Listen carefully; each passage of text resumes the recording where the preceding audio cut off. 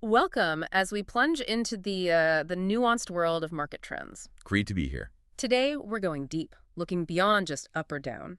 We're dissecting the recent movements of Link. Yeah, based on that analysis, link trend, micro support, and price channels, it's quite detailed. Exactly. Our mission really is to help you decode those signals, the ones that tell us if a trend is genuinely gaining power or maybe just, taking a breather. hmm It's crucial stuff. And this isn't just about Link, right? It's about understanding that universal language of patterns, support, resistance. Absolutely. These concepts apply across the board. They give you a kind of roadmap. Okay, so let's unpack this. We hear uptrend all the time. But how do we know when one really kicks off? The source mentions a key difference in Link's journey. Right. It's about the quality of the move up. Quality, meaning what's the signal beyond just price going up? Well, ideally, for real clarity that an uptrend is properly established, you want to see what technical analysts call a five-wave move up. Okay, 5 waves. Yeah. Think of it like a clear staircase rally. Distinct steps up, little pauses. It shows sustained buying pressure building over time. Not just a straight shot. Exactly. The analysis pointed to maybe a five-wave move in Land K back in April. That would be a much clearer signal of an uptrend starting. Okay, and the contrast. Contrast that with, say, the August 2024 low. That looked more like a three-wave move. 3 waves.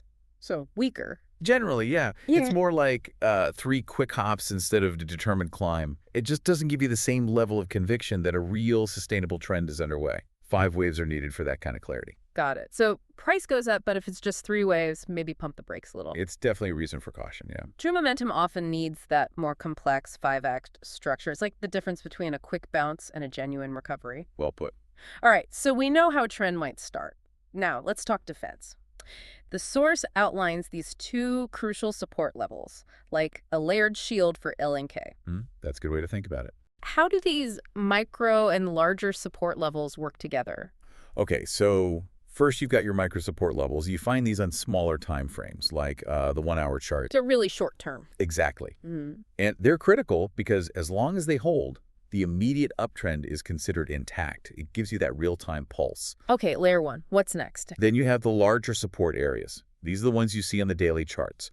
Think of them as your fallback position, your main line of defense. Right. So if the micro support breaks, Yeah. and it can happen, it doesn't automatically mean, oh no, bear market. Doesn't mean disaster. Not necessarily. Yeah. It signals that the immediate little uptrend is likely done, probably needs a bigger pullback. A reset. Yeah, the market might need to regroup, maybe try again later to move higher. And that's when the focus shifts to those larger daily support areas. I see. So it's not just binary, on or off. You're watching how deep the pullback goes.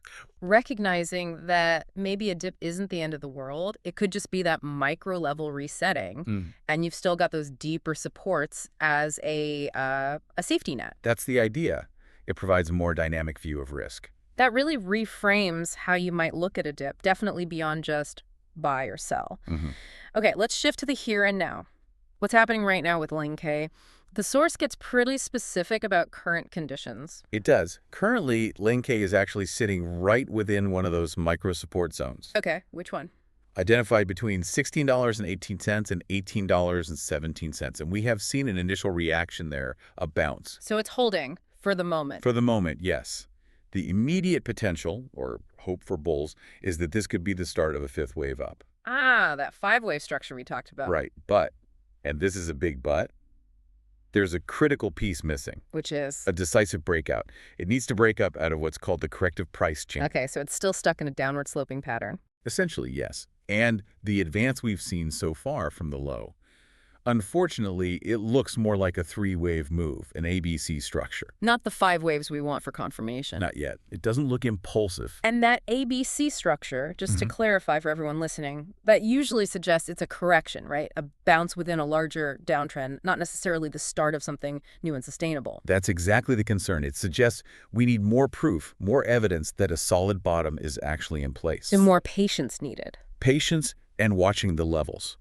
While another low is definitely possible, it is absolutely vital that $16.08 holds that specific level. The bottom of that micro support zone. Correct. That must hold to keep the immediate uptrend scenario alive.